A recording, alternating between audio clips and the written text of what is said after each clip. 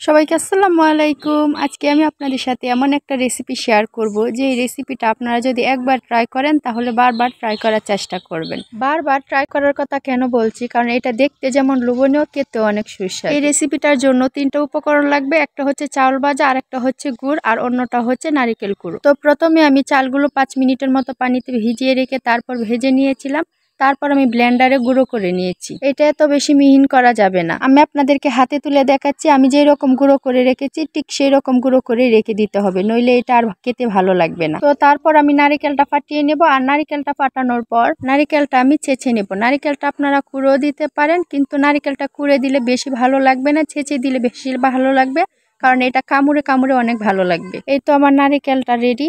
তো আমি যেভাবে নারিকেলটা করেছি আপনারা ঠিক সেভাবে নারিকেলটা করার চেষ্টা করবেন, তাহলে অনেক ভালো লাগবে। এখন আমি চাউলের গুঁড়ার সাথে নারিকেল এবং গুড় মিশিয়ে নেব। এই তো আমার রেসিপিটা রেডি। তো আপনারাও বিকালের নাস্তায় এই রেসিপিটা ট্রাই করার চেষ্টা করবেন, অনেক ভালো লাগবে।